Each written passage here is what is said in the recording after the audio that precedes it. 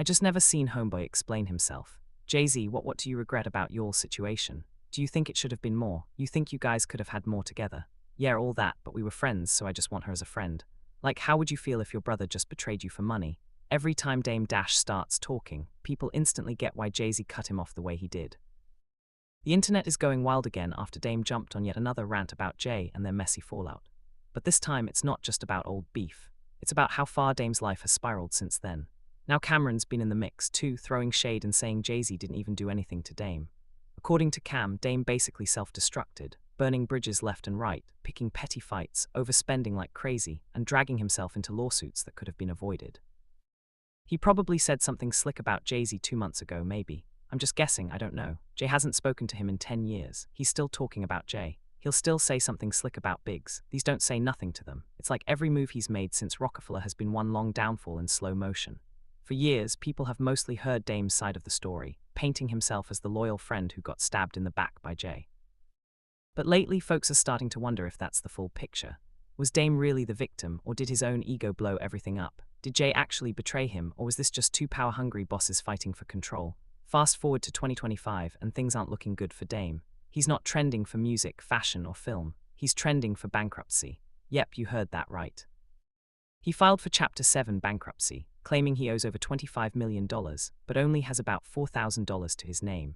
According to court documents, Dame says his monthly income is literally $0. That's wild for someone who once bragged about owning half the game. He told the court he doesn't even own a car, any electronics, nothing except a $500 phone, 2 licensed guns, a few clothes, and around $100 cash. Everything combined barely adds up to a few thousand. Meanwhile, he's got $647,000 in domestic support obligations and nearly $19 million in unpaid taxes and debts. This isn't just a fall from grace. It's a financial free fall, and fans are asking, how did it get this bad for one of hip-hop's loudest mogul? When we seen that Dame owe $800,000 to a debt, or these people would get his third of Rockefeller. This was like, yo nah bro, come on be that's Dame bro, word to everything I love. He like that's Dame, and he don't even like I said they aren't the best relation. He's like, nah tell him. He's like, yo you want to go 5-5, we can't let this go out like that. So I called D, I said, yo Mace want to help out. So he's like, we got $1 million. He's like, well I don't know cuz young boy NBA called me up, he got $2 million. We like, all right cool. Like we just want to get you out the news for looking bad, so I guess the young boy NBA thing fell out. So Mace called back the next day. Yo, see what he want to do. He like, yo, just wait on it, I might got another deal. So Mace like, yo bro, this he said, you got have $1 million today in your account today. Dame Dash's money problems don't stop at the bankruptcy, they run deep.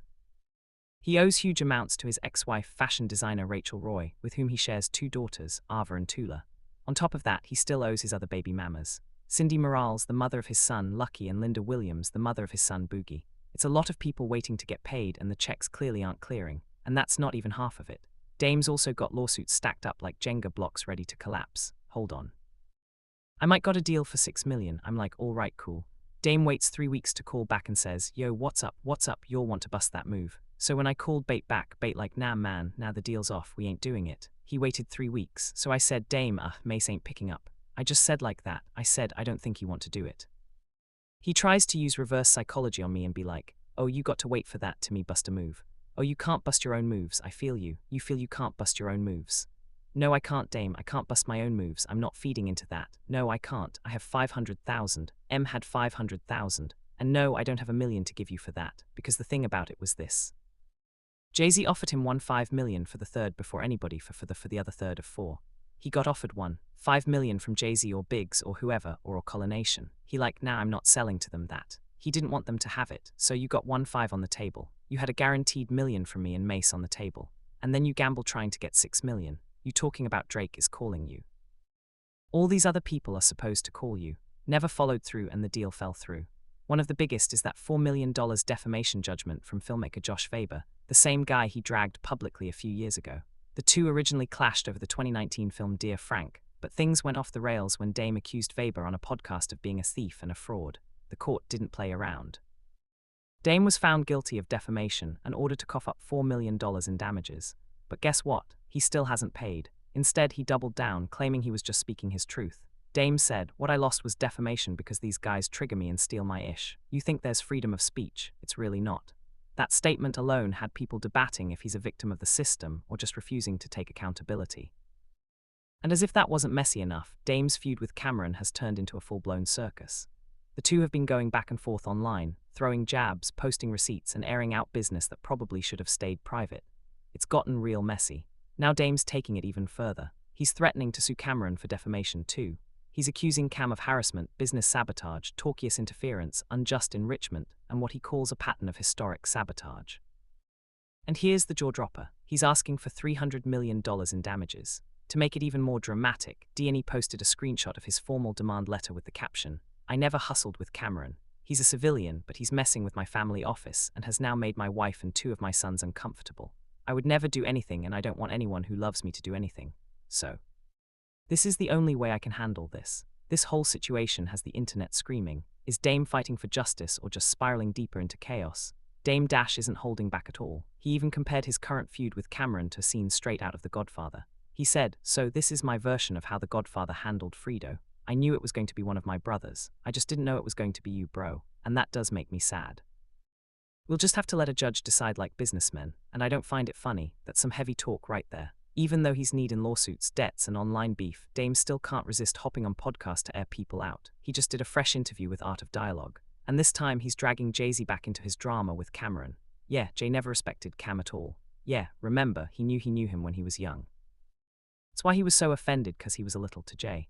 Cam was a little N, and Cam even saying he little every time he saw him. Pause, the man just won't let it go. But that raises the big question everyone's been asking. What is it with Dame Dash's obsession with Jay-Z? Why can't he just move on when Jay has clearly been done with the situation for years? According to Jay-Z himself, the whole thing comes down to entitlement. Jay once explained it like this. People like Dame aren't mad because someone did them dirty. They're mad because they feel entitled to your success. They expect to eat off your plate forever, even after they stop contributing. You hear people's gripe against me. It's always about what I didn't do for them. They don't say I did anything to them. They said I didn't do something for them. And here's the crazy twist. Jay actually did try to help Dame out. He reportedly offered $3 million to buy back his own masters from Dame just to make things clean and fair. But instead of taking the deal, Dame turned it down, saying he'd rather put them on the market because he believed they were worth $10 million. The problem, nobody bought them. And that decision ended up leaving Dame broke and bitter. To make things worse, Cameron spilled even more tea. He claimed Dame fumbled multiple major deals out of pride, including a $1 million offer from Cam and Mace, and another $5 million offer from Jay-Z himself to help him keep his share of Rockefeller. But Dame rejected them all, saying he wouldn't take charity money. Now fans are asking the tough question, was Dame always the problem from the start? Did he sabotage his own empire while blaming Jay for the fallout? Let's rewind and see how the Rockefeller dynasty really began with Jay, Dame, and Biggs running the show like hip-hop royalty. For a while, Rockefeller was untouchable, pure dominance, but that shine didn't last long. Once money and ego started clashing, things got real messy real fast. One of the biggest Flash points, Cameron, when Cam joined Rockef.